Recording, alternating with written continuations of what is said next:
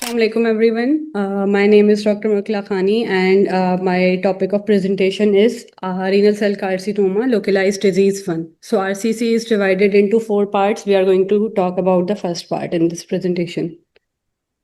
My learning objectives would be active surveillance, partial nephrectomy and radical nephrectomy. So before talking about the management of RCC, here's a brief overview about the renal cell cancer. We will just briefly review it. Um, renal cancer is a malignant tumor that arises either from cortex, pelvis, or calyx of the kidneys. And the most common type of renal cancer is renal cell carcinoma, which forms from the lining of the proximal convoluted tubules. We have different types of renal cancer, renal cell carcinoma, transitional cell carcinoma, and Wilms tumor. So the most common one is, as we already talked, renal cell carcinoma, transitional cell carcinoma, which develop from the renal medulla or middle of the kidneys, and Wilms tumor, which is most common in the children. So, causes of the renal cell carcinoma is often unknown, but it can be hereditary or non-hereditary. Non-hereditary, which is also known as a sporadic, which is most common, and hereditary like VHL.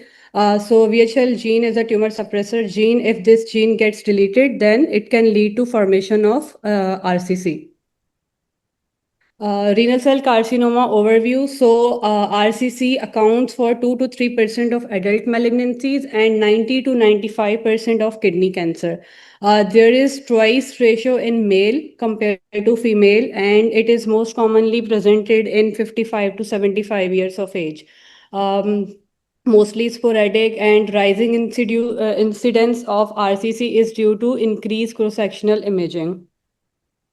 So we have modifiable risk factors we already talked about in previous presentation. So these are exposure to toxin, and the most common one is tobacco smoking, obesity, hypertension, unopposed estrogen use, and if patient is having CKD and then develop acquired cystic kidney disease. So these can be modified. And the non-modifiable risk factors are if age is more than 45 years, patient is male, and family history, positive family history of renal cancer. So RCC is further divided into histological subtype classification. We are just briefly going to review it. So first one, the most common one is clear cell carcinoma. So incidence is 70 to 90%. It mostly arises from the proximal nephron tubular epithelium, and it aggressiveness depends according to the stage, grading, and if RCC having sarcomatoid transformation.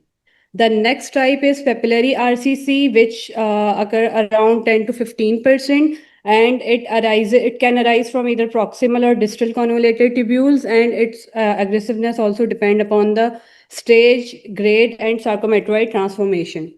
Next one is the chromophobe RCC. It incidence is 3 to 5%, and it arises from interconnected cells of the distal convoluted tubules, and mortality is low in this case.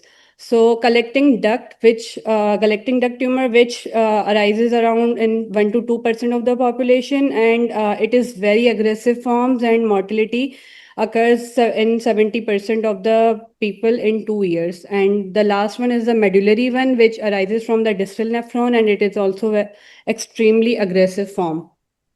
So clear cell RCC is called clear cell because its cytoplasm is clear. In chromophobe one, the walls are the thick, and the nucleus can have two nucleus in one cell, and they form a halo. And in papillary RCC, there are finger-like projection or tube-like structure. That's why that are known as papillae. That's why it is known as papillary RCC.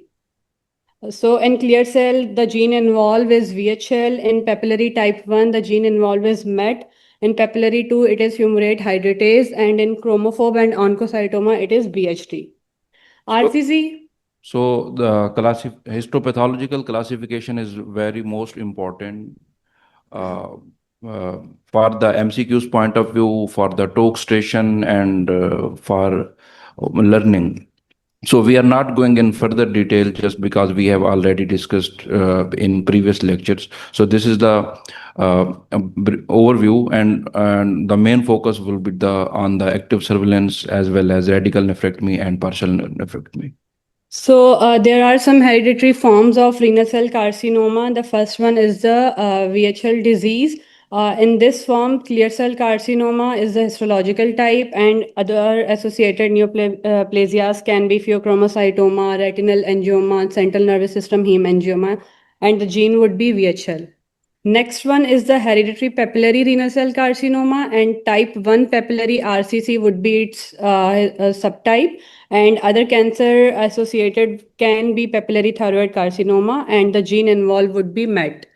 Hereditary leiomyomatosis RCC. In this one, type 2 papillary RCC would be there, and it can be associated with uterine and cutaneous leiomyoma. And the gene involved would be fumarate hydratase. The last one is the bird hog Dubé syndrome. In this type, it can involve chromophobe RCC or oncocytomas, which is the benign one. And the other tumor involved would be fibrofolliculoma, colorectal carcinoma, and the gene would be folliculin. So this is the TNM classification we have already discussed in previous slides, so I'm not going to discuss it again, just a brief overview. After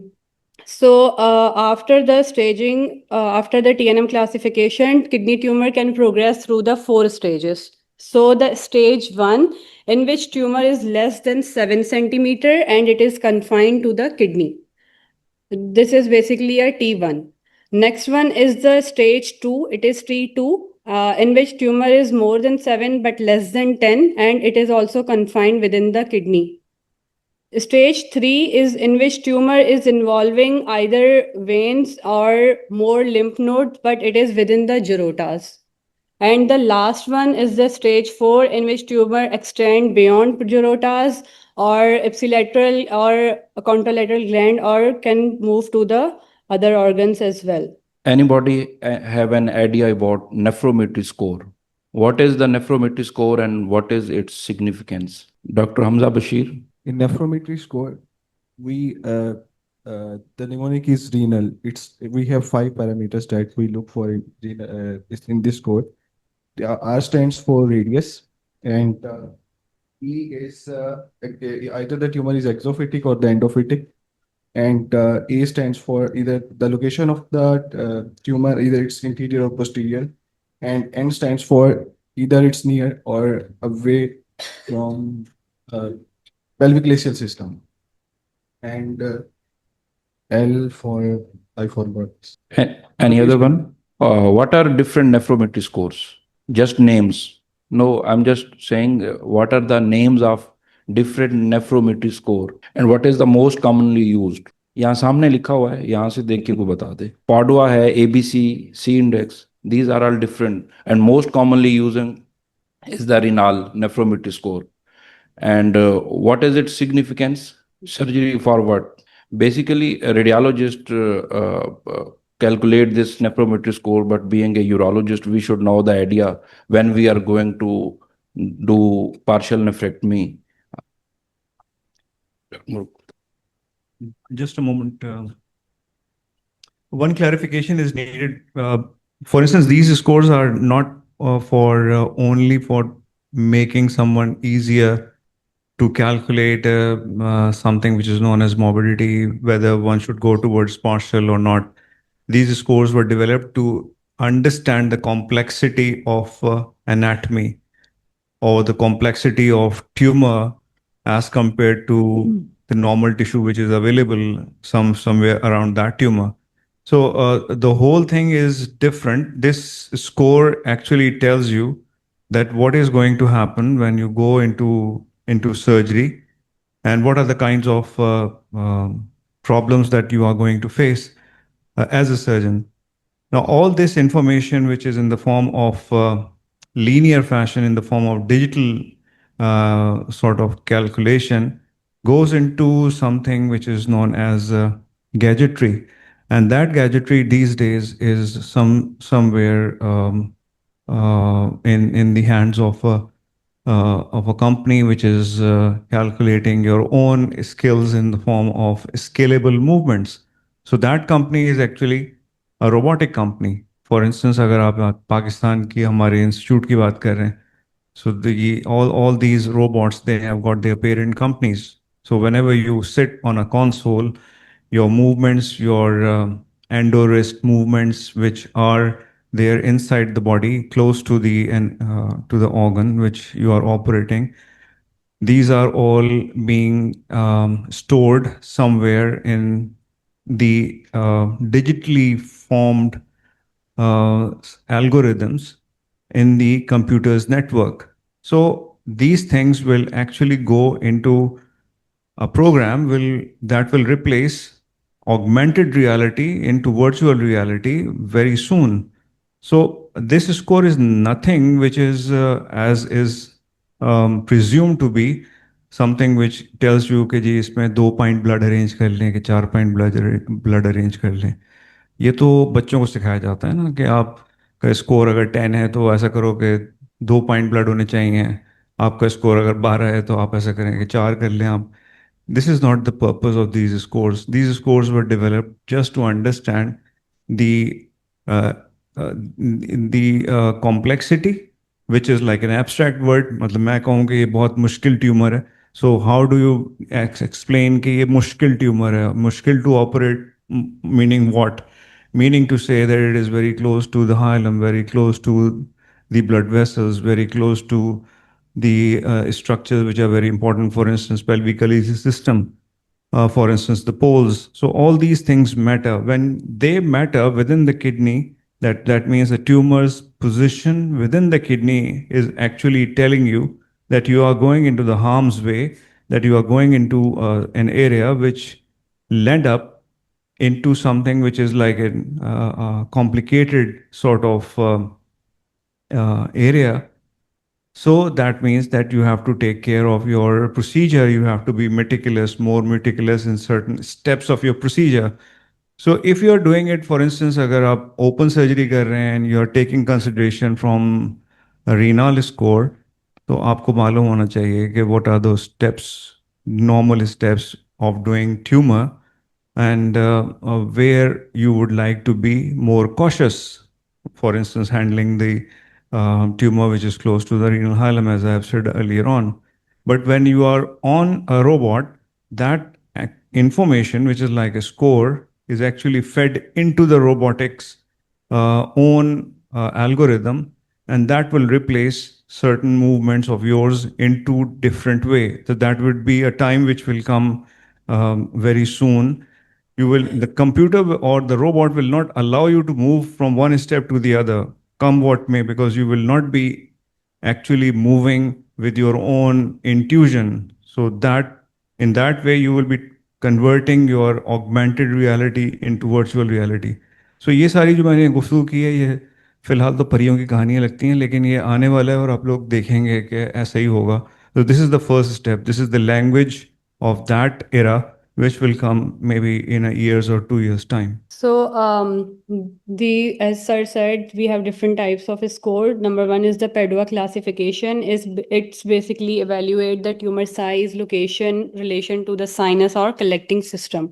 So then it predicts the surgical difficulty and complication risk. Next one is the renal nephrometry score. It quantifies the anatomical features, exophytic rate, proximity to sinus polar location, and it also guides the surgical approach and the complexity risk stratifications. Next one in the centrality index, which measure the tumor, whether tumor is centrally relative to the kidney center, and it measure the resection complexity. Next one is the ABC scoring system. It is based on the arterial anatomy which is supplying to the tumor, and that predicts the ischemia time and the bleeding risk. Another one is the zonal nephro score that classify the tumor by anatomical kidney zones from peripheral to the center. It simplifies assessment of the tumor location and the complexity. So we are going to discuss a bit about the renal nephrometry score, and there would be few questions related to score. So let's review. So renal nephrometry score is based on a CT scan. So renal is basically a mnemonic in which R stands for the radius. So if radius of the mass is less than 4 centimeter, we give 0.1. If mass is between the 4.1 to 7 centimeter, then the score would be 2. And if mass is more than 7 centimeter, then score would be 3. Next is E, which is for either exophytic or endophytic. If tumor is more than 50% of exophytic, then we will give score 1. And if tumor is less than 50% exophytic or endophytic, then we will give 2. And if it is entirely endophytic, then score would be 3.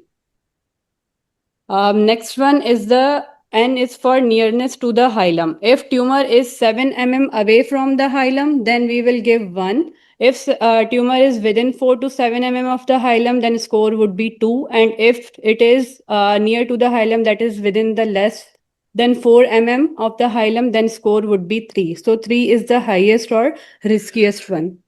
A stands for the anterior. So in this, there is no score, just either tumor is anteriorly located or posteriorly located, or neither anteriorly or posteriorly. And the last one, L, which is a location relative to the polar lines. So we will give score 1 if tumor is either, so these are the 3 polar lines. If tumor is above or below the polar lines, then score would be 1. Next one, if lesion crosses the polar line but not in between these polar line, then score would be 2. And the last one, if tumor, either 50% of the tumor is across the polar line, or mass crosses the polar line, or the tumor is between these polar lines, then the score would be 3.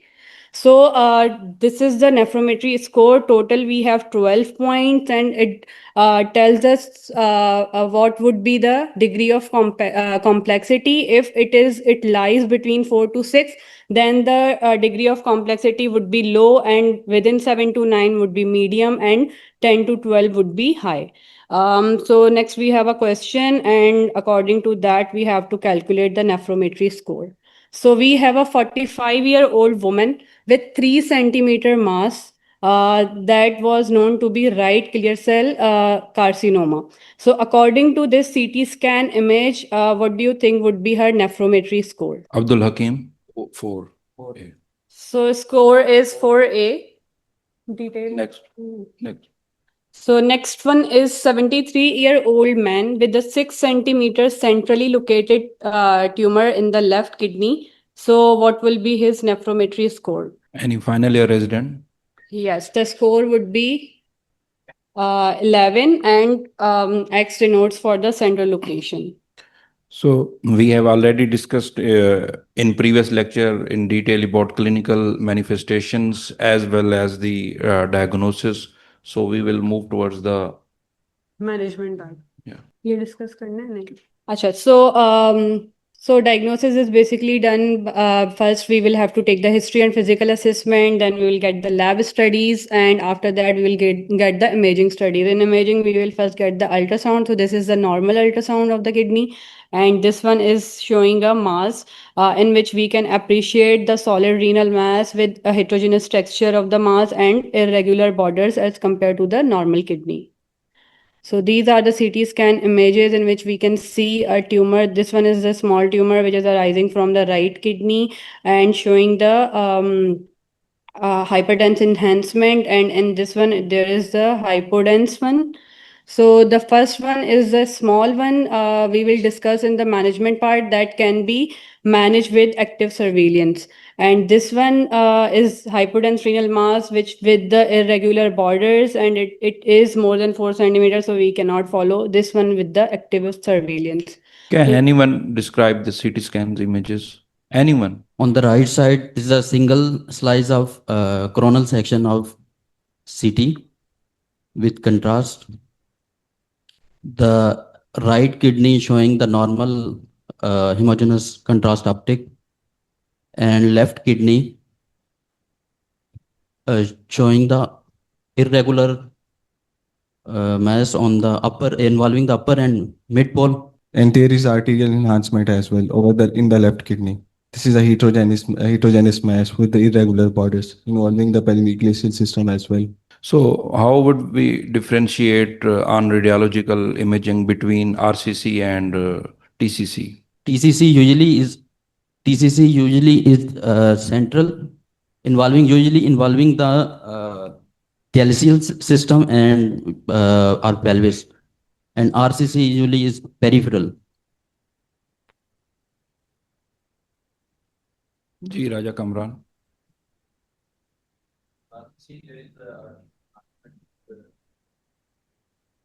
In RCC, actually, there is a arterial enhancement with venous washout, and in TCC, it may present as a defect, pelvic system defect आ रहा होगा उसमें, So delayed phase के अंदर. So what do you think? This is in this imaging, what we will say? This is RCC or It is TCC? more likely RCC, but we cannot comment completely because there is no venous phase available. So here on left side where we can see there is enhancement, contrast is uptaking and enhancement noted. So RCC is a radiological diagnosis. So localized renal masses are further divided into small renal masses or large renal masses. Small renal masses, by definition, would be the tumor which is less than 4 centimeter and limited to the kidney. And anything which is more than 4 centimeter would be known as large renal masses. In small renal masses, we can follow the tumor by active surveillance, or focal therapy can be used. And if tumor is more than 4 centimeter, we can either go for the partial nephrectomy or radical nephrectomy. So, role of biopsy in small renal masses was already discussed. If biopsy shows benign, mostly 20% of the tumor are benign, in which we can follow these tumor via active surveillance. If biopsy is showing indolent cancer 60% of the time, then we can either go for active surveillance or thermal ablation, or can go for partial nephrectomy. And if tumor is potentially aggressive cancer like RCC, then we have to either choose partial or radical, depend on the complexity of the tumor. So there are some risk of the biopsy, hemorrhage in 5% of the patient, and seedling is rare. These are the recommendation. We are just moving forward because we are short of time. So this is the 5-year survival. In stage 1, it lies between 70 to 94% 5-year survival. In stage 2, it is 50 to 75%. In stage 3, it is 20 to 70%. And in stage 4, it is lies between 5 to 40%. These are the prognostic models for localized RCC, which we use. So Libovic score is also having 5 components, and according to that, we define the disease low risk, intermediate, and the high risk disease. So these are the guidelines. We have to always use the TNM classification system, use the WHO grading system to classify the renal carcinoma type, and use the prognostic model in the localized and metastatic disease, and do not routinely use molecular markers to assess the prognosis. I have only read the strong one. So what is the active surveillance in small renal masses?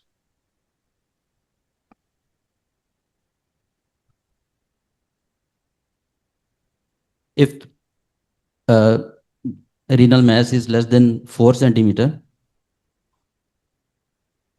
we usually put the patient on active surveillance. If the patient is young, with no comorbidities.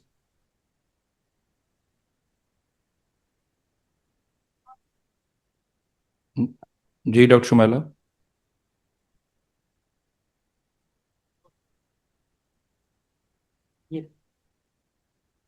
Then we can choose for the surveillance for small renal masses.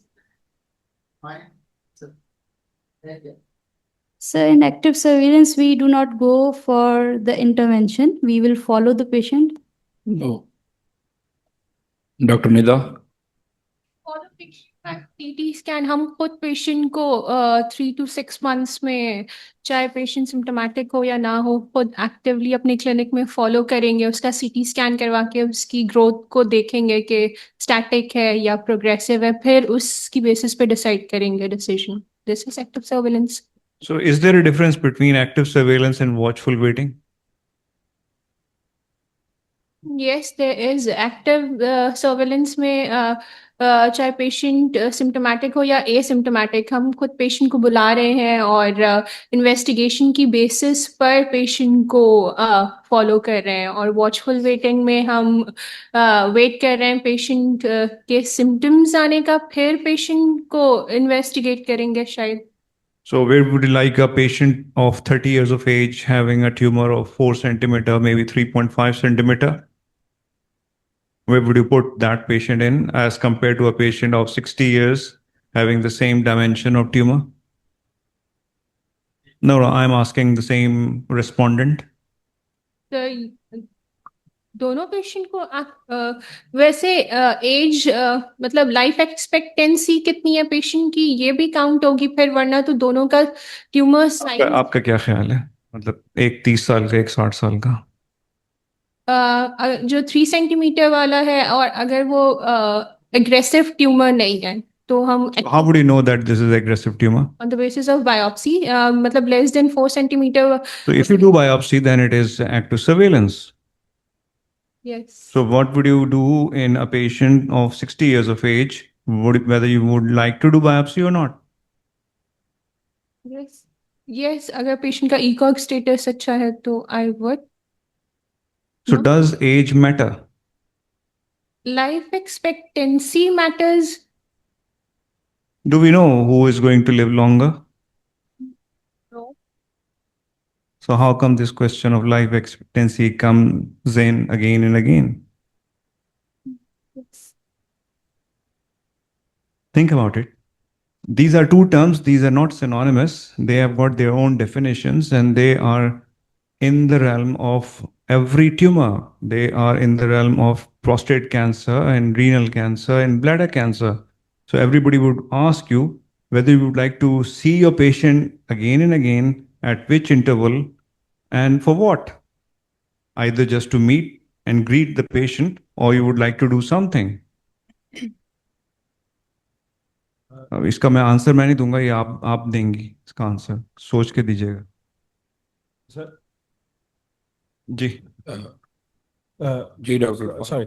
So, one thing I'd like to add is, before going for active surveillance or intervention, the most important thing about the decision of this intervention is going to be after a very detailed counseling session with the patient. Active surveillance and watchful waiting, the most important difference is the intent. And active surveillance, it means that we're going to follow the patient, and at the slightest sign of any change in the tumor, we're going to act on it. We're not going to keep on with an active surveillance. For example, if the patient came in with a 2 centimeter mass, and then on the repeat follow-up, he has a 3 or 4 centimeter mass, we're not going to say that, okay, it's still less than 4 centimeters, we're not going to do anything about it. We're going to act on it. Watchful waiting means that you're going to keep following the patient for symptoms, and you're going to treat the symptoms. The main difference is because we're going to check the life expectancy of the patient. If the patient has more than 10 years of life expectancy, then he becomes a candidate for active surveillance. If the patient has less than 10 years of life expectancy, then we're going to be placing the patient on watchful waiting, which is more of a palliative kind of treatment. And just to remind our junior colleagues, just before yesterday, we have got this tumor board, and there was a case of a renal tumor in a patient who has been through transplant, and this is a tumor in the transplanted kidney. So the dimension of that tumor was like 2.53 centimeter. It is in the mid pole of the transplanted graft. And the question was that the serum creatinine of that patient is already in the range of chronic allograft nephropathy, meaning to say 3.54 milligram per deciliter. So the person is not properly maintaining serum creatinine. All the immunosuppression have been out. The patient is on steroids. So what to do with that patient? The crowd was and the audience was actually divided. All the consultants were divided. So my response was the patient is on steroid, and the steroid is just because of the reason that we want to have a person with a chronic allograft nephropathy, but just to hamper something which is like acute on chronic episode, we put this patient on steroid for sometimes like throughout the life of that patient. So if a patient on steroid is having a tumor, then that steroid would actually accelerate the tumorigenicity of that tumor, meaning to say the natural history of growth of that tumor. So there is no point in having either watchful waiting or active surveillance in a patient. But the crowd actually went towards the other side and they say that nahi nahi theek hai, hum 6 mahine intezar karte hain. So I thought that after 6 months we'll be sitting in the same audience. The same audience would say, theek hai ji, graft nephrectomy kar dein. So you see, these things matter because graft nephrectomy at this point will be something different from a graft nephrectomy 6 months after. So why you want to make your patient a time bomb? Make certain decisions which are intelligent decisions in the favor of patient, not for your own sake, not for the vanity and the credibility of somebody else, just for the sake of patient's integrity as well as well-being. So ये वाले जो question हैं बड़े आसान लगते हैं, active surveillance और watchful waiting, but this should be taken in the favor of patient. Thank और you, sir. बिल्कुल सही कहा इरफान ने. So, by definition, active surveillance would be we have to monitor the tumor size with serial imaging and we have to treat that tumor if the progression occurs. So, for indication for the active surveillance would be if tumor is less than 4 centimeter, if patient is elderly or having too much comorbidities or limited life expectancy, and if patient prefer for the active surveillance. We can do the biopsy to identify the low risk small renal masses by grading or histotype and which one is suitable for the active surveillance. We will do the regular imaging, and if there is tumor progression, then we will intervene that tumor. So, as sir said, this active surveillance is different from the watchful waiting. In active surveillance, we have to follow the patient via regular imaging and we have an intent to treat that tumor if progression occurs. But in watchful waiting, there would be no routine imaging. It is used when treatment is contraindicated and we have to just treat the symptoms, only the palliative care, not the disease treatment. So this is again the difference between in active surveillance, we have to keep the close protocol follow-up. In watchful waiting, the patient would be spaced over time follow-up and there would be no curative intent in the watchful waiting. But in the active surveillance, if tumor is not progressing, we can continue follow-up. And if tumor is progressing, then we will intervene. We will do the CT scan every 3 to 6 monthly for 2 to 3 years. And after 3 years, we can either follow via ultrasound or scan every yearly up to 5 years. If tumor is within the stable size, we can discontinue active surveillance or do the space follow-up. If tumor is slowly growing, then we will continue with the imaging yearly. And if tumor is progressing, then we will discuss that in our TBM and then go accordingly. So these are the guidelines for the active surveillance. Offer active surveillance or tumor ablation to the frail or comorbid patient with small renal masses. The evidence is weak. Perform a percutaneous renal mass biopsy prior to and not with the thermal ablation. This is strong. Discuss the harms and benefit with regards to oncological outcomes and complication when TA or active surveillance is offered. So this one is the strong one, and offer stereotactic ablative radiotherapy for patient with non-metastatic growing market for the surgery. These are weak and do not routinely offer RFA for tumor more than 3 centimeter or cryoablation for tumor more than 4 centimeters. It's also weak one. So in next lecture, we will discuss in RFA and cryoablation. So we are moving towards the partial nephrectomy. So partial nephrectomy and radical nephrectomy depends on the tumor size and aggressiveness and extension. So first we are going to discuss about the partial nephrectomy. It is the standard treatment for the small renal masses. This is known as nephron sparing surgery, in which we completely remove the tumor with maximal preservation of the normal renal. So historically, radical nephrectomy was the gold standard for the localized RCC, and partial nephrectomy was only done when there was absolute indication, like if there is only one kidney, if tumor is involving or it is multifocal RCC or renal impairment. But now, with minimally invasive like laparoscopic or robotic, partial nephrectomy is widely adopted for localized RCC.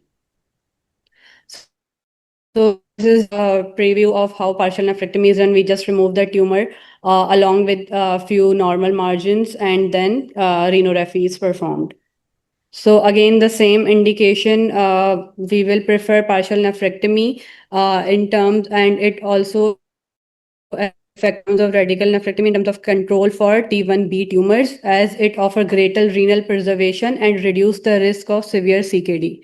So there are a few techniques of doing the partial nephrectomy. First one is the enucleation, in which we count the tumor with cautery and then identify the dissection plane. In this one, we do not need to apply the bulldog clamp because tumor is very small, and we are just going to bluntly dissect or clip or cauterize the small masses.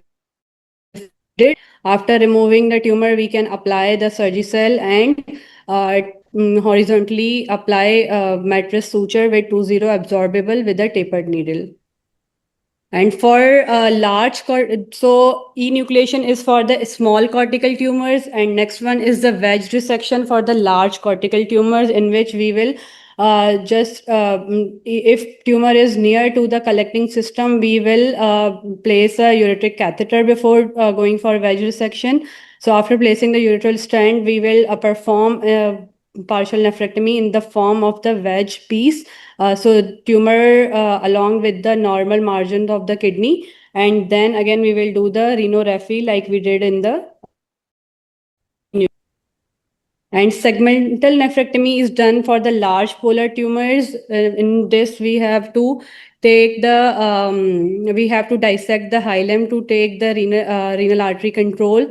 We have to identify the segmental branches. After that, we have to apply the bulldog, and then we have to see the ischemia line, and we have to mark that with the cautery. After that, we have to ligate that segmental branch, which is involving the tumor part, and after that we have to dissect the kidney kidney part which is involved by the tumor, and then again we have to perform, after removing the tumor along with the normal margins, we have to do the rhinorrhaphy. And if we have to also look, in that case we have to also look for the collecting system. If collecting system is open, we have to close that before doing the rhinorrhaphy of the capsule. Next one is the heminephrectomy. In heminephrectomy is usually done when kidney part is non-functioning and upper pole is involved, or polar urothelial carcinoma are large tumors which are beyond the limits of the segmental nephrectomy. So if tumor is involving the upper pole, we will again apply the bulldog clamp on the renal artery, and if tumor is near to the collecting system, we will again place a ureteric catheter or DJ stent, and then mark the ischemia line and remove the tumor with the normal margins, and then do the rhinorrhaphy. So in partial nephrectomy, warm ischemia time is important because it is associated with the GFR and CKD staging So it begins, warm ischemia time begins when you apply a clamp on the renal artery, and it ends when the blood flow is restored to the kidney. So during this time, kidney tissue is deprived of oxygen and nutrients. So warm ischemia must be limited to 20 to 25 minutes. And the longer the warm ischemia, the greater the irreversible damage will occur to the kidney. So we should know the warm ischemia time and cold ischemia time, and what is the warm ischemia as well as the cold ischemia, as already described. Are some urological complication after partial nephrectomy. Number one is the urine leak. If there is injury to the collecting system during the surgery, then there will be a urine leak, and it is usually managed either via stenting or a drainage. Next one is the post-operative bleeding. It occurs from incomplete hemostasis or any injury to the vascular pedicle, and it may require re-exploration of the patient. And another one is the renal insufficiency. It most likely occur in the solitary kidneys, and it is usually transient but may need temporary dialysis. And hyperfiltration injury can cause gradual loss with proteinuria. So continue करना है? हाँ, बस एक तो slides वो कर तो उसके बाद फिर So there are three main approaches: open partial nephrectomy, laparoscopic partial nephrectomy, and robotic partial nephrectomy. So with advancement in minimally invasive surgeries, in robotic surgery, complex renal tumor can now be managed with greater precision, less morbidity, and faster recovery. And robotic partial nephrectomy preserve the normal renal function, minimize the complication, and ensure good oncological outcomes. So these are the again same benefits we discussed. We will do before going for opting for the technique, we will do these pre-op assessment. And this is a short video showing the robot-assisted partial nephrectomy. Patient under general anesthesia. The surgeon makes a few small incisions in the abdomen and inserts robotic instruments and a 3D camera. Sitting at a robotic console, the surgeon controls the robotic arms with extreme precision. The kidney is carefully exposed and blood flow to it is temporarily clamped to reduce bleeding. Using robotic tools, the surgeon removes only the tumor and a small margin of healthy tissue around it. The remaining kidney is then meticulously reconstructed using sutures to close blood vessels and tissue layers. Once the tumor is out and the kidney is repaired, blood flow is restored and the robotic instruments are withdrawn. The small incisions are closed, and the patient usually recovers faster with less pain compared to open surgery. It's a cutting-edge way to treat kidney cancer while preserving kidney function. Patient under... So this was a partial nephrectomy performed by Dr. Harris in a solitary kidney. So we have trifecta and pentafecta. In trifecta, we have to make sure there is no post-operative complication. Warm ischemia time is within 25 minutes, and the surgical margins are negative. In pentafecta, so another two components are added in which we have to preserve over 90% of EGFR, and there is no upstaging of the kidney. As trifecta and pentafecta. Trifecta is used for short-term outcomes. If we see whether a partial nephrectomy was successful or not. So for that, in trifecta, there comes warm ischemia time that should be below 25 minutes. There is second one is there should be negative surgical margins, and third one is there should be no post-operative complications. If we achieve three of these components, then that means trifecta was successful and our partial nephrectomy was successful. And for to achieve these components, pre-surgical factor, surgical factor, and post-surgical factors also matter. So pre-surgical factor, the patient's pre-op GFR should be within normal limits. It also depends on the comorbidities, because the comorbidity also associated with the decline in the GFR, age of the patient, and tumor complexity. And in surgical factors, we have a approach, open versus minimally invasive surgery. It depends also on the expertise of the surgeon, depends on the ischemia time, resection technique, rhinorrhaphy technique, and hospital volume. And post-surgical factors for complication, it depends readmission rates and basically we see, Clavin-Dindo complication within 30 days and also 90 days mortality. So trifecta is for shorter outcomes for the for 30 days, and pentafecta, if we want to see the pentafecta outcomes in partial nephrectomy, then we have to follow the patient for at least 12 months. So all of the three components are the same, only addition of the preservation of over 90% of EGFR, and there should be no upstaging of the chronic kidney disease. If we achieve all these 5 components, that means our partial nephrectomy was successful. So why are trifecta and pentafecta are important? तो remaining आपका उसके लिए जो kidney के functions है वो preserve होंगे और उसके बाद उसके लिए उसका आउटकम देखने के लिए How prolonged will be the life of the patient without their disease or disease-free rate? Disease free rate इसमें कैसे देखेंगे? नेगेटिव मार्जिन्स आ रही हैं पेशेंट की और पेशेंट बार बार फॉलो अप नहीं दे रहा कॉम्प्लिकेशन की वजह से हमने जीएफआर प्रिवेंट कर दिया इस्कीमिया टाइम कम कर तो डिजीज फ्री हुआ पेशेंट अब इसको इस तरह ले सकते हैं ना कि व्हाई दिस टर्मिनोलॉजी पेंटाफैक्टा और ट्राइफैक्टा इज इम्पोर्टेंट. अगर उसका आंसर आ जाएगा तो आपके बाकी आंसर्स भी आ जाएंगे. तो निदा आप खुद ही बताइए कि why it is important. Why we are discussing pentafactor criteria नीचे लिखा हुआ है. It is used for clearly define the surgical outcome. So what do you mean by surgical outcome? Is it something that you are trigger happy in taking out the tumor and not thinking of the patient, or there is something which is beyond ablative surgery? You are a surgeon. You have to have a broader vision. So what's that broader vision? नहीं, it's not eligibility criteria. वो तो अलग है ना. वो तो ईकॉग status हम देख लिया, आपने कह दिया एलिजिबिलिटी क्राइटेरिया है. ये क्या चीज है? ये उस सर्जरी का आउटकम बता रहा है उस पर्टिकुलर पेशेंट के ऊपर कि इस पेशेंट पर इस सर्जरी का इम्पैक्ट क्या आएगा.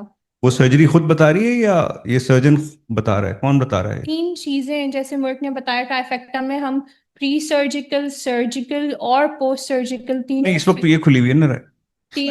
तीनों फेजेस सर इसमें भी यही चीज फॉलो कर रहे हैं लेकिन ये on the day of surgery क्या चीजें हो रही हैं पेशेंट के अंदर वार्म इस्कीमिया टाइम कोई so who is the observer, who is the decision maker? Surgeon itself. So अगर surgeon himself, so outcome is in the hands of the surgeon. It's not in the hand of operation. Operation is something which is like an abstract phenomena, comes out of the action of a surgeon. But the surgeon has to act upon something. ये चीजें जब तक surgeon के जहन में नहीं होंगी, वो कैसे आगे बढ़ रहा है, ये है असल सवाल. आजकल तो ये ऐसा नहीं होता ना. आपके जहन में तो ये है ही नहीं. आप तो एक सीटी स्कैन देखते हैं और फैसला कर लेते हैं कि इसकी जी आपने करनी है, रेडिकल करनी है या पार्शियल करनी है. Would you like to think more than that? ये है वो सवाल कि जो मैं आपसे पूछना चाह रहा हूं. आपकी अपना रोल क्या है इस सारे आउटकम में, वो देखना है ना हमने. आउटकम किसके हाथ में है? पेशेंट के हाथ में तो नहीं है, उस सर्जरी के हाथ में भी नहीं है. तो सर्जन के हाथ में अगर है तो सर्जन तो इन 3 फेजेस में आ रहा है ना जो आपके सामने, या वो 5 क्राइटेरिया पे आ रहा है जो अगली स्लाइड में आ रही है. सो इसी को तो हमने देखना है. तो आपका जो आउटकम है पेशेंट का वो आपके हाथ में है. For instance, if you are not considering ischemia time and you are prolonging the ischemia, then it is something which is like a fool's paradise. कि पेशेंट जो है वो बिल्कुल सही काम करेगा, उसकी किडनी सही काम करेगी, patient will not land up into acute tubular necrosis. The patient will go into acute tubular necrosis because you have crossed the limit. Who has crossed the limit? The surgeon has crossed the limit. So pentafacta or trifacta, it is basically a reflection of surgeon's own competence both cognitive as well as skill. So, as sir said, these are not basically telling us about the partial nephrectomy outcomes. These are basically tools which are used in clinical as well as academic settings to know the outcomes of partial nephrectomy as well as comparative outcome we are planning for open versus laparoscopic versus robotic partial nephrectomy, as well as to assess the surgeon performance and institutional success rate also based upon these components. So these are the EUA guidelines for surgery. So offer surgery to achieve cure in localized renal cell cancer. Offer partial nephrectomy to patients with T1 tumors. And another one is do not perform ipsilateral adrenalectomy if there is no clinical evidence of invasion of adrenal gland. These are all the strong ones. So let's move to the radical nephrectomy. I'm just going to briefly talk about it as we have two more lectures about radical nephrectomy in detail. So radical nephrectomy, it is a surgical procedure which is done to remove the entire kidney along with the surrounding tissue to achieve complete tumor clearance in renal cell carcinoma or other malignant renal diseases. So the components of radical nephrectomy are entire kidney should be removed along with perinephric fat and Gerota's fascia and ipsilateral adrenal gland. In older guidelines, ipsilateral adrenal gland was used to remove, but now the guideline says if upper pole involvement or adrenal involvement is there, then we will remove the adrenal gland. And regional lymph nodes would be removed if those are enlarged or for staging. So the indication of radical nephrectomy are it depends on the patient characteristics, tumor, and other. Patient characteristics would be if renal tumor is occurring in non-functional kidney, if patient do not tolerate the complication of partial nephrectomy. If tumor characteristics would be if tumor is larger or T2 tumor or more than T1, more than stage 2. If replacing almost entire kidney. Central renal tumors in patient with normal contralateral kidney, and if tumor are numerous and it is involving most of the kidney parenchyma, if tumor is associated with regional lymphadenopathy, and if tumor is associated with thrombus, or there is metastasis, if there is metastasis, then we do the cytoreductive nephrectomy. And other factors can be if partial nephrectomy was difficult, we couldn't remove the entire tumor, so then we will perform the radical nephrectomy. And if patient choose for radical nephrectomy instead of partial, then we will do the radical nephrectomy. So we talked about the robotic or minimally invasive in the partial one. In this, I'm just going to briefly overview the open radical nephrectomy. So on the right side, these are the type of the incision which we can give to perform the radical nephrectomy. These can be, these are the flank and the thoracoabdominal one. So in flank incision, we can either give 12th rib supracostal or 11th rib supracostal, or we can go for thoracoabdominal, flank, subcostal. These are all type of to perform the open one. So after opening the skin, tissue, fascia, muscle, and when after reaching the retroperitoneal space, we will see the kidney along with Gerota's fascia. And first we will do the cauterization of the duodenum if we are performing the radical nephrectomy on the right side. Then we will expose the hilum, renal vein, renal artery, and after then, so this was before we will do the incision of the taut line, and then we will cauterize, and then we will move toward the hilum. Sorry for the sequence of the slides. After then, after exposing the hilum, we will then take the vessels and the clamps, and we will apply the clamps, and then after then we will ligate our vascular pedicle, and after then we will mobilize the kidney and then clamp the ureter and remove the entire kidney along with the Gerota's fascia. So this was just a brief review about the radical nephrectomy. We will discuss other approaches, robotic, laparoscopic in the next lectures, because we have detailed lectures about radical nephrectomy in the future ones. Okay, so these are the EUA guidelines. I'm just going to read the strong ones. So offer robotic or laparoscopic radical nephrectomy to the patients with T2 tumor and localized masses that are not treatable by the partial nephrectomy. Do not perform minimally invasive radical nephrectomy in patients with T1 tumor for whom partial nephrectomy is feasible by any approach, including open.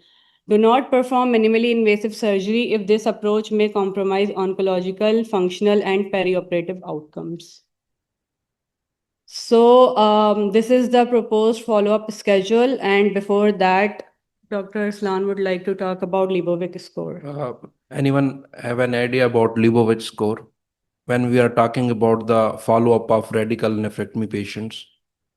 So in Leibovitz score, we look at the TNM classification of the tumor.